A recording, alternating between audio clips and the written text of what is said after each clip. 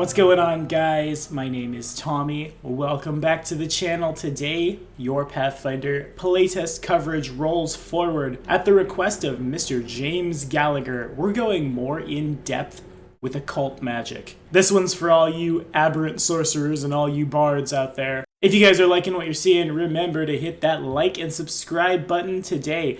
This episode of your playtest coverage was brought to you in part by Interplanetary Samurai.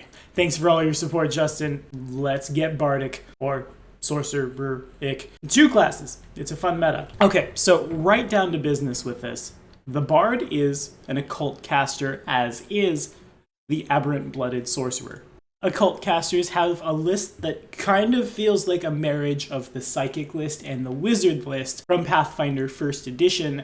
More importantly, it establishes a bit of flavor, mostly for the bard, that we've lacked in Pathfinder for a while. I've seen it time and time again. I don't know about you guys, but when I'm going through forums or scrolling on Facebook, people will ask all the time, how does a bard do magic?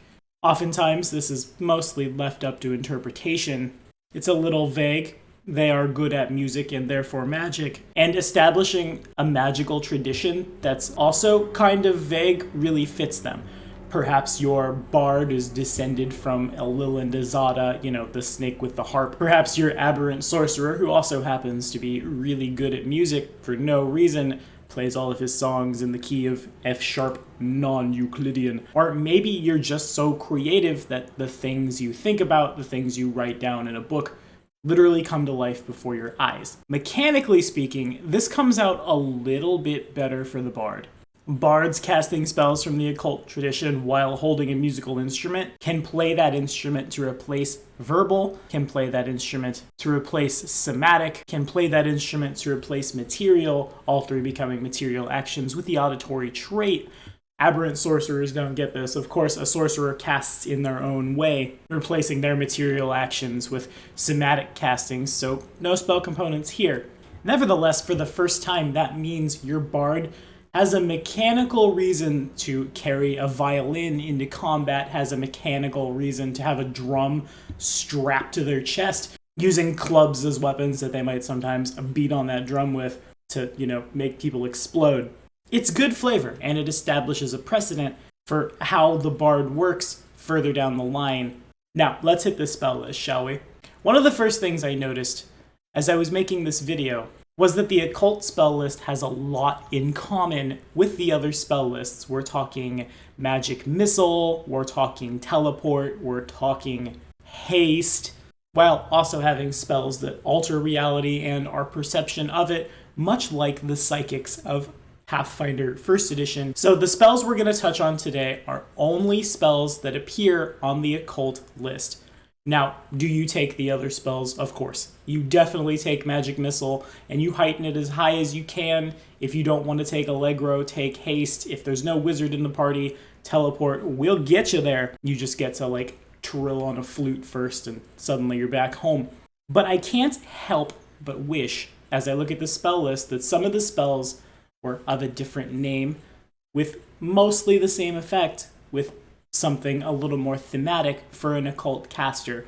Yes, the condensed spell list means that we all have access to the good spells. That makes the bard a little more viable in an optimized party. Same with the aberrant sorcerer. You don't necessarily have to bring an arcane caster or there's just no teleport. Same for druids that can cast fireball, clerics of Sarenrae that can cast fireball, and that's really cool. But I do kind of wish, for example, we had Magic Missile that did D3s instead of D4s, but might have a will save with 4 degrees of stunning based success, as when the Magic Missile pings you in the head, it releases a discordant burst of sound into your mind. But of course, this is still a playtest. I imagine we will see, about 1 billion more spells moving forward with Pathfinder 2nd edition. Bloat is real. Bloat is good for you, despite what I think a lot of people might think. But anywho, let's hit it. First spell we're going to talk about, and we're taking them, by the way, from level 1 to 10, is Mind Link. A range of touch targeting one willing creature for 2 actions. You link your mind to the target's mind and mentally impart to the target an amount of information in an instant that could otherwise be communicated in 10 minutes. That's strong for a couple reasons. I can't, for one, help but say that that's really good in a game where there's a lot of information being passed around a lot of players. If you can just mind link it, then suddenly you, the player, have basically metagaming knowledge. If our occult sorcerer invested in stealth and is sneaking around, learns a thing, comes back, touches you and mind links you, now you're suddenly aware. It allows players to catch up really fast. It lets you basically metagame, which is pretty damn good, especially in like an intrigue game. Anywho, the other level 1 spell I want to highlight today is Phantom Pain. 2 actions, a range of 30 feet, targeting 1 creature. It lasts a minute. The target takes a d4 of mental damage and a d4 persistent mental damage. The target gets a will save. If they succeed, they take full damage, but no persistent damage, and the spell ends immediately. They're unaffected on a crit success, of course. If they fail, they take full damage, and the target is sick 1. If the target recovers from being sick, its persistent mental damage ends, and the spell ends. Critically fail, the target is sick 2. Heighten this bad boy up, the damage increases by 2d4, and the persistent by 1. So that's good for a couple of reasons. First off, out the gate at level 1, that much persistent mental damage, if you roll well, probably shuts off a fight, and even if you don't, if the fight lasts 4 or 5 rounds, that's 5 more damage tacked on that they probably have no real way of dealing with, short of recovering from the sick condition, which costs them actions. They're taking a conditional penalty equal to that value on all their checks. They can't willingly ingest anything, so no potions for you. Super good versus an alchemist, especially one who prefers to do a mutagen. And most likely, it's going to cost them an action every turn.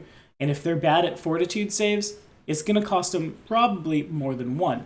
Again, can't understate the power of that. Now, Soothe is also a spell. Soothe has been eroded to have a range of 30 feet, but it's not anywhere near as good as Heal is, and Heal is on half of the spell lists. Can you play your Bard or Sorcerer to cast Soothe? Yes, you can, and the spell will save lives, but it's not quite as good as Heal, so we're not going to go into super depth on it. Anywho, next up, this spell, and honestly, a lot of the spells on the Occult spell list are as good as you are creative. At level 2, for 2 actions out to 30 feet, it's Paranoia. The target is stricken by intense paranoia towards all creatures around it, with determined effects, of course, by the saving throw. Succeed, everyone is, according to your perception, a potential threat. The bad guy becomes unfriendly to all creatures that were previously allies, treating only itself as an ally for 6 seconds. Target is, of course, unaffected on a critical success. A failure lasts a minute. A critical failure indicates that everyone around them is a mortal enemy. They'll use reactions and free actions against their new enemies, regardless of whether they were previously its allies. It otherwise, of course, acts rationally and will likely prefer to attack enemies that are actively attacking or hindering it. So this spell, and a lot of the spells on the Occult list, again, are as good as you are creative. This spell is a little better out of combat. If the fighter is of considerably lower level than the wizard and they're standing next to the wizard and you hit this and they hit the wizard and the wizard dies and the spell fails, cool, that was sweet, that happened. But I think this is a little better out of combat in the roleplay department. Let's say we're a bard. Let's say we're doing a perform, especially in an area where they don't necessarily realize your magic. You cast Paranoia, you target someone who you need to be by themselves. So anything from the rogue can shank them and take their money, or you need to talk to someone away from someone who is abusing them and the abuser needs to run off. That's where that spell comes in. Critical failures aren't something we can necessarily rely on, but even on a success, that's 6 seconds. That's 1 round of, hey, this guy is not my friend anymore. Does that work mechanically? No. And some GMs might be like, okay, well, that doesn't work. The spell doesn't say it does that. But a lot of the Occult spell list is a lot of marriage of roleplay and mechanics. Seems to me that should work. That's a fair call for any GM to make, I think. Now, level 3. This spell takes me back to the days of Pathfinder 1st Edition with Instigate Psychic Duel, not for the effect that it does, but for the fact that you will stop combat on the spot when you cast this in combat. It's Hypercognition. 1 verbal casting at spell level 3. You rapidly catalog and collate information relevant to your current situation. You can instantly use up to 10 recall knowledge actions as part of casting the spell. If you have special abilities or free actions that would trigger, you can't use them for these actions, but that's literally 10 actions for the price of 1. That's all the action economy.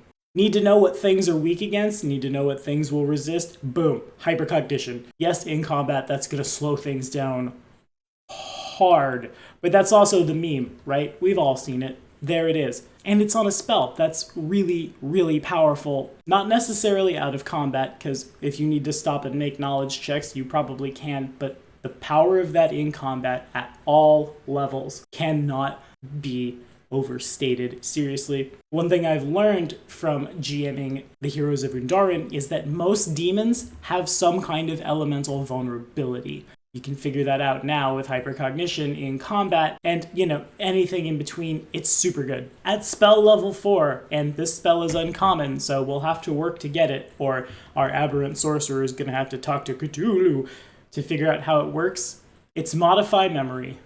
For 2 actions, a range of 30 feet, targeting 1 creature with a permanent duration, you get to basically obliviate people, altering their memories, erasing memories, enhancing a memory's clarity, altering memories, adding false memories, you name it. All these spells, of course, have degrees of success. This time it's just 3. If they pass that will save, they're unaffected, but they think the spell was something harmless instead of, actively rewriting how they perceive things, unless it identifies the spell, usually by popping an Identify Magic action. Again, not everyone's going to have that. If they critically pass, they're on to you. Use with caution. Fail, and during the first 5 minutes of the spell's duration, you can concentrate on the spell to modify a memory once a round. When you do, you imagine up to 6 seconds of memory to modify, to a maximum of 5 continuous minutes of memory. Any memories you've altered remain changed as long as the spell is active, and it's permanent. If the target moves out of range before the 5 minutes are up, you can't alter anything further.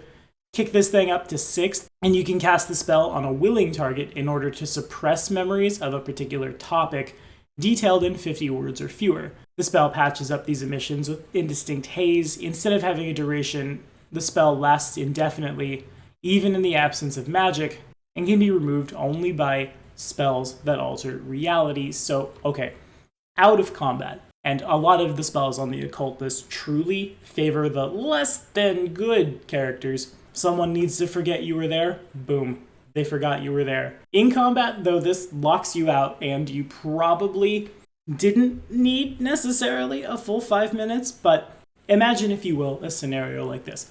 The party is fighting a dragon. The sorcerer casts Modify Memory on the dragon fails its save, the sorcerer alters the dragon's memory so that the dragon thinks that the dragon has used its breath weapon when it hasn't. Oops, suddenly we're doing different things in combat, other than, blasting everyone with fire. Of course, the sorcerer is concentrating every round to continue to modify its memory, but again, the implications of this spell and what it can do are only limited by your imagination. And if you're playing in a horror setting and people are getting serious mental issues from all the spooky things you're seeing, who better than someone casting from the spooky spell list to help suppress them? Now, at spell level 5, this spell is not necessarily as good as other spells you might take at this level. Again, the arcane list is pretty intertwined here, but synesthesia is kind of hilarious. For 2 actions, a range of 30 feet targeting 1 creature, 10 rounds, the target's senses are rewired. It processes noises as bursts of color, smells as sounds, and so on.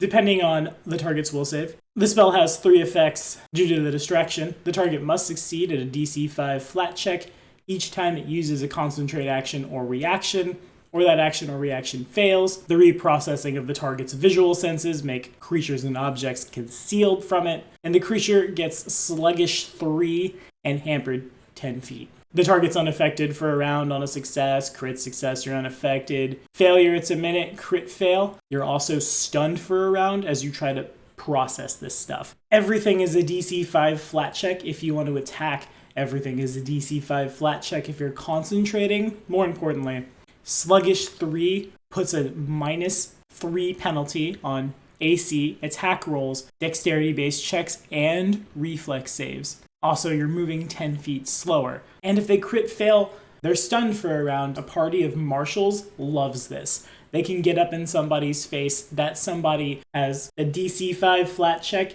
anytime they try to hit them, and it's a huge nuke to their attack rolls and AC crit city. Also at this spell level, synaptic pulse for 2 actions, targeting a 30-foot area with a duration of a round, either gives everyone within a 30-foot aura of you slowed 1 or 2 for a round, or just flat stuns everybody. Now, we don't want to cast this spell if we're a bunch of marshals and everyone's all around us, but in a group where the bard is the front line or the sorcerer is the front line, and it can be done, I'm telling you. In a proficiency-based system, and bards are proficient with shields, armor classes are all basically the same. Cast Synaptic Pulse for 2 actions, then raise that shield, to say nothing of if you've archetyped into fighter and can raise your shield as a reaction, or maybe your shield's always raised. That's a humongous nuke. And these are the kinds of spells I want to see in my games. Is this slow? Yeah, it is. But it targets more than 1 creature. A slow heightened to 6th can target up to 10 creatures. This hits everyone within a 6 square aura of you, which sometimes could be a lot of bad guys. Just shut down. Action economy is king. And if somebody has 1 action around and you have a group of archers behind you or other casters who've got all 3, to say nothing of you, Battle Bard, you win. It's as easy as that. Now, we're not covering any level 6 spells. A lot of them are very good. Dominate, Feeble Mind, Phantasmal Calamity, Scrying, Teleport, True Seeing, Wall of Force. These are staple spells. Arcane casters would always get their hands on them, and I advise you do the same, tailored to what your party needs. But, again, this is going to be all about the occult spell list. Level 7, however, has a lot of spells that are just bonkers. First off, it's Possession. For 2 actions, this spell also will take a little bit of effort to find. Really practice those scales, guys.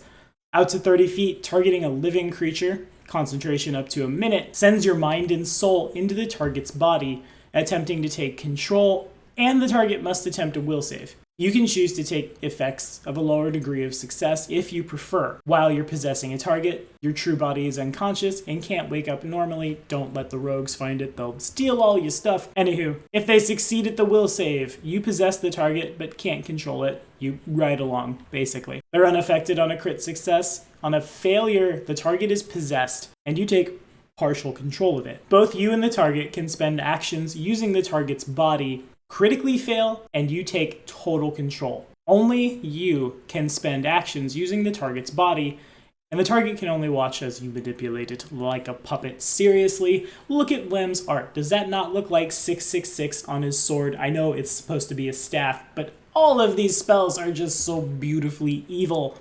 Anywho, heighten this bad boy to 9th. Concentrate on the spell for up to 10 minutes. If you wish, you can also physically enter the creature's body, protecting your physical body while the spell lasts. So obviously, there's a lot of different things you can do with this spell, because you get to kind of pick, based on how they roll, what actually happens. Maybe you just want to ride along for 10 rounds and look through the bad guy's eyes while you're scouting, see what they see, get extra information, then make checks about it later.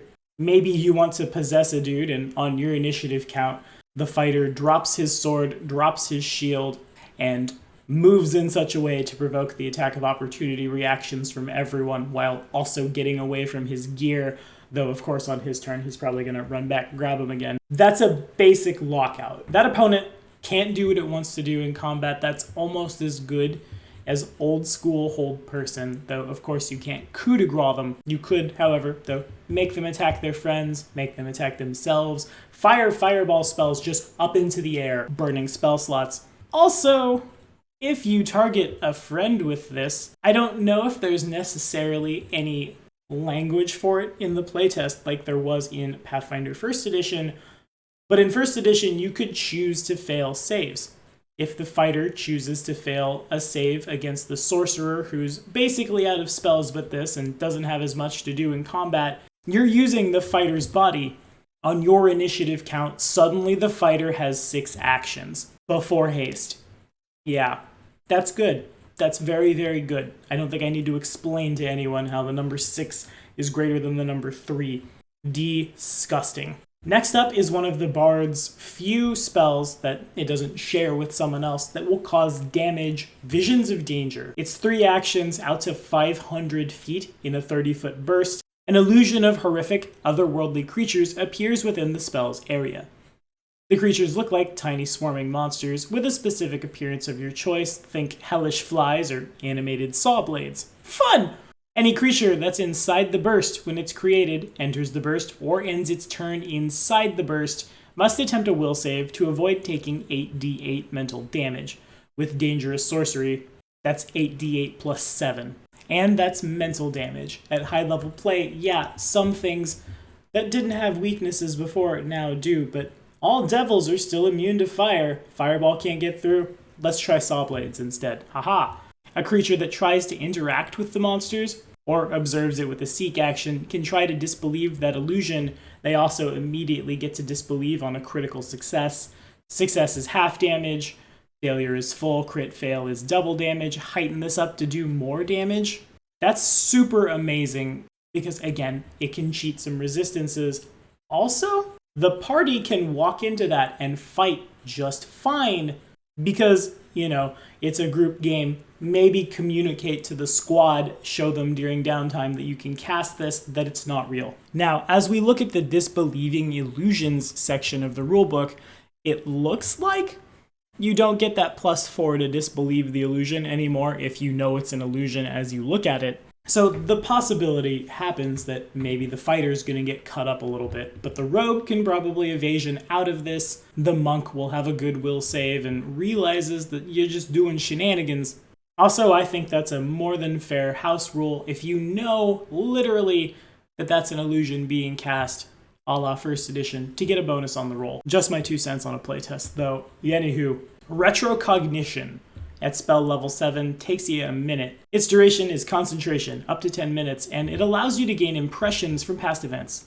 Retrocognition reveals impressions from events that occurred in your current location over the course of the last day throughout the first minute of the duration, followed by impressions from the next day, the next minute, so on and so forth. If you see something traumatic or turbulent, it's a DC 30 to 35 will save, or you'll lose concentration. Heightened to 8, you're going back a year per minute. Heightened to 9th, it's a century per minute. Yeah, that's a thing. Of course, you won't see in detail except for major events, but this is another example of a spell that's as good as your imagination. At level 7, you can cast this spell to learn what happened at a crime scene, though get ready for the will save, of course. Need to know secrets of a long-lost empire? I think 10 centuries is probably about enough time to literally stand on the ruins and see it rebuilt. That's so cool. Now, is that useful in all games? Maybe not. But that's just, again, that's really, really bonkers. Oh, what happened to the people 10 centuries ago over here? Yeah, hold up. Breaks out violin, figures it out. That's amazing. GMs, be ready for this one. Anywho, again, no level 8 spells this time as they are all on someone else's spell list. But at spell level 9, we're jumping up to Unfathomable Song. Out to 120 feet, targeting up to 5 creatures for 2 actions. Concentration up to a minute is the duration. Fleeting notes of a strange and unnatural song fill the air. Remember when we talked about our Cthulhu boys playing in the key of F-sharp non-Euclidean? Yeah, there we are. Overtaking the mind. Each target must attempt a will save when you cast, and again each time you concentrate on the spell. A creature needs to attempt only 1 save against the song each round, and you have to keep the same targets when you concentrate. On a success, they're unaffected, but get them next round. Crit success, they're bolstered. On a failure, you roll a d4 on the table below. On a critical failure, roll a d4 plus 1 on the table. A 1 is frightened 2. A 2 is confused for a round. A 3 is stupefied 4 for a round. Number 4 will blind you for 1 round, and number 5 stuns you for a round and stupefies 1 for an unlimited duration. Now there's a little bit of chaos here, sure. you can't really predict who's going to hit what, when, where, which is kind of not the best. It's not the most optimized of things, but almost all of those are really, really good. If they critically fail, they can't be frightened, so that kind of bums me out a little, but they could be stunned for a round. This shuts people off, especially the caster who takes huge penalties on spell rolls, spell DCs, and intelligence, wisdom, and charisma-based checks while indeed stupefied. Thanks, Dumbledore. Also, all their spells are just done unless they succeeded a spell roll against the DC of the effect that gave you the condition. It's essentially spell resistance. Will it happen a lot? No, not necessarily. But this is a good example, especially, again, for evil bards who need to cause a scene. Walk into the bar, pop this. Whoop, everybody's freaking out. It might turn into, as they sometimes say, a ballroom blitz now, fabricated truth. Our capstone spell at level 10, Gate, Time Stop, and Altered Reality are also obviously super good, but Altered Reality is just our wish, and the other two spells appear on other lists. Fabricated Truth is, in my opinion, what defines the class. All 3 actions, out to 100 feet, targeting up to 5 creatures with a varied duration. Choose a single fact you want all targets to believe. Their experiences color how they react to the truth and how their behavior changes. If the fact changes what they perceive, they treat the change as a sudden revelation. The fact could be narrow, such as a dragon is circling overhead and wants to kill me. Wide-reaching, such as all humanoids are disguised abominations. Or conceptual, such as if I don't live a kinder life, I'll be punished in the afterlife. The spell depends, of course, on a will save. If the target's already got a fabricated truth on it, your spell tries to dispel it. If that check fails, the target can't get an outcome worse than success. On a success, it doesn't believe you, but doesn't realize you used a basically Big Daddy enchantment spell. On a critical success, it knows you're horrible and roll initiative. On a failure, it believes that fact for a week. On a critical failure, it believes that fact with unlimited duration. Yeah.